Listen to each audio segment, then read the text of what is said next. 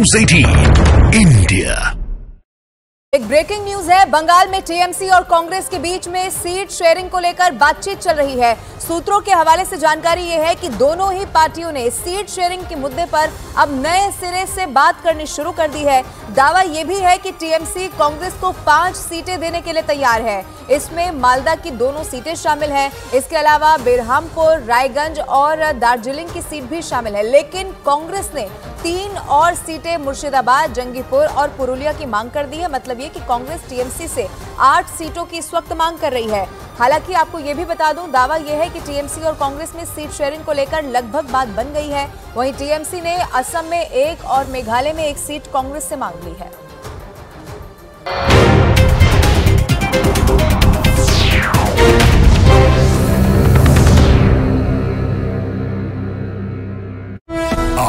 Chopper में लाई गई और 2 जख्मी हैं, उनको भी रेस्क्यू किया गया, हॉस्पिटल पहुंचाया गया। वहां के प्रशासन के मुताबिक गुलमर्ग में दोपहर करीब 2 बजे पहाड़ों पर बर्फ की चट्टान टूटी और उसकी वजह से वहां के हालात बिगड़ गए। बर्फ में विदेशी पर्यटकों के फंसने का पता चलने के बाद फौरन वहां के लिए रेस्क्यू टीम भेज दी गई।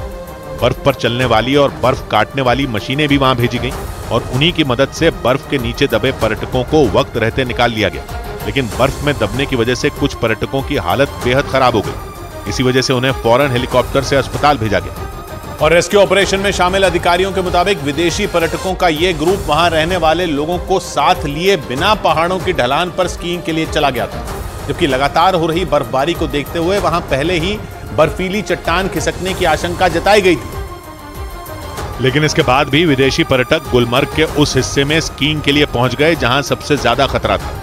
रेस्क्यू ऑपरेशन में शामिल अधिकारियों के मुताबिक उन विदेशी पर्यटकों ने इसकी जानकारी वहां रहने वाले लोगों को नहीं दी और न ही वो उन्हें साथ लेकर गए। इसीलिए जब पहाड़ों से बर्फ का सैलाब नीचे उतरा तो वो संभल नहीं पाए और उसमें दब गए। हालांकि उन्हें बचाने के लिए फौरन रेस्क्यू टीम वहां पहुंच गई, लेकिन बर्फ में दबे पर्यटकों को ढूंढना किसी चुनौती से कम नहीं था। बहुत मुश्किल होता है ऑपरेशन अंजाम देना। जान की कोई गारंटी नहीं होती थी, क्योंकि जब हम वहां पे पहुंचे तो बहुत ज्यादा हवाएं चलती थी, इर्द गिर्द कुछ नहीं दिख रहा था। बर्फ की चट्टान तब खिसकती है जब हजारों टन बर्फ पहाड़ों की ढलान से नीचे की तरफ बहने लगती है। असल में पहाड़ों पर बर्फ परत के रूप में जमा होती है। ऐसे में दबाव पड़ने या फिर हिलने डुलने की वजह से ऊपर की परतें तेजी से नीचे की तरफ लुढ़कने लगती हैं और इसी वजह से वहां बर्फ का सैलाब बहने लगता है। उधर कांग्रेस ने महिलाओं की गुमशुदगी के मुद्दे पर ओडिशा सरकार के खिलाफ मोर्चा खोल दिया। भुवनेश्वर में कांग्रेस नेता अलका लांबा की अगुवाई में कांग्रेस कार्यकर्ता सड़कों पर उतरा। इनमें महिलाओं की अच्छी खासी संख्या थी और ये सभी लोग भुवनेश्वर में सीएम हाउस का घेराव करने के लिए आगे बढ़े। लेकिन जैसे ही पुलिस ने इन्हें रोका, हंगामा शुरू हो गया। भुवनेश्वर में सीएम हाउस का घेराव करने पहुंचे कांग्रेस कार्यकर्ताओं की पुलिस से धक्का मुक्की हुई। प्रदर्शन में महिलाओं की संख्या अच्छी खासी थी और ये सभी आगे बढ़ने के लिए पुलिस से जूझती नजर आई। कुछ तो जमीन पर बैठ गए। इन्हें उठाने के लिए पुलिस ने खूब मेहनत की, लेकिन हंगामा नहीं रुका, क्योंकि अलका लांबा की अगुवाई में प्रदर्शन में शामिल महिलाओं ने बैरिकेड गिराने की कोशिश की, पुतला भी जलाया। भुवनेश्वर में ओडिशा सरकार के खिलाफ यह हंगामा महिलाओं की गुमशुदगी के मुद्दे पर हुआ। झूठा मिशन शक्ति के नाम पर जो झूठ बोला उसकी पोल खोल रही है ना ये बहनें, ये दिल्ली से नहीं लाई।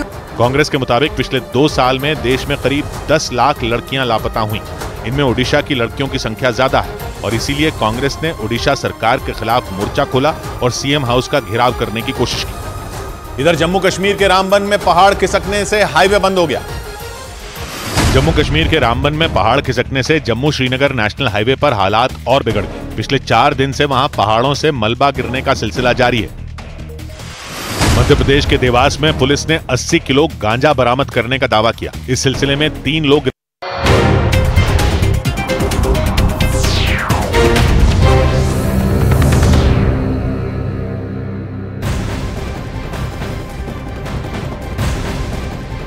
जयपुर में एंटी गैंगस्टर टास्क फोर्स ने एक बड़ी कार्रवाई करते हुए लॉरेंस बिश्नोई और रोहित गोदारा का गुर्गा रामचंद्र डूडी उर्फ सुखदेव को गिरफ्तार कर लिया है। ये ब्रेकिंग न्यूज है। सुखदेव ने 2 साल पहले बीकानेर के कारोबारी को अगवा कर 20 लाख रुपए की रंगदारी वसूली थी।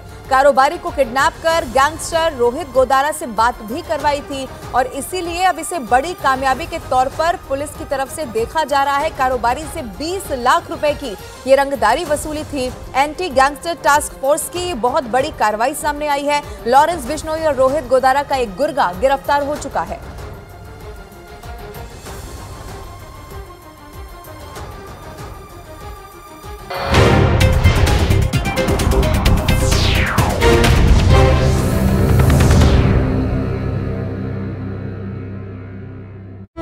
आप देख गया कि वो तीनों अलग अलग मोटरसाइकिल से कंबलों में गांजे को छिपाकर ले जा रहे थे। उत्तर प्रदेश के मथुरा में महाराष्ट्र के ठाणे से पहुंची एक महिला की संदिग्ध हालात में मौत हो गई। बताया गया कि वो महिला मथुरा में अपने एक दोस्त के यहाँ आकर रुकी थी। उधर दक्षिण अमेरिका में अमेज़न के जंगल में दुनिया का सबसे बड़ा सांप मिलने की खबर आई। दक्षिण अमेरिकी देश ब्राजील के अमेज़न के जंगलों में दुनिया का सबसे बड़ा सांप मिलने का दावा किया गया। खबर है कि वहां के जंगलों में एक बेहद दुर्लभ प्रजाति का हरा एनाकोंडा मिला। इस एनाकोंडा की लंबाई करीब 26 फीट और वजन 500 किलो बताया गया। सुप्रीम कोर्ट परिसर में Chief Justice of India DY Chandrachud ने आयुष समग्र कल्याण केंद्र का उद्घाटन किया। इसके जरिए लोगों को आयुर्वेदिक दवाइयां मिलेंगी। दिल्ली शराब घोटाला मामले में ईडी ने मुख्यमंत्री अरविंद केजरीवाल को पूछताछ के लिए 7वीं बार समन्स भेजे। जांच एजेंसी ने उन्हें सोमवार को पूछताछ के लिए बुलाया। अरविंद केजरीवाल इस मामले में एक बार भी ईडी के सामने पेश नहीं हुए। उधर उत्तर प्रदेश के बाद विपक्षी गठबंधन के बीच दिल्ली, हरियाणा और गुजरात में भी सीट शेयरिंग पर बात बन सकती है। सूत्रों ने खबर दी कि कांग्रेस और आम आदमी पार्टी के बीच सीट बंटवारे का फॉर्मूला तय हो गया। यानी अखिलेश यादव के साथ बात बनने के अगले ही दिन कांग्रेस और आम आदमी पार्टी के बीच भी बात बनती नजर आई, क्योंकि सूत्रों ने खबर दी कि कांग्रेस और आम आदमी पार्टी के बीच सीट शेयरिंग का फॉर्मूला तय हो गया।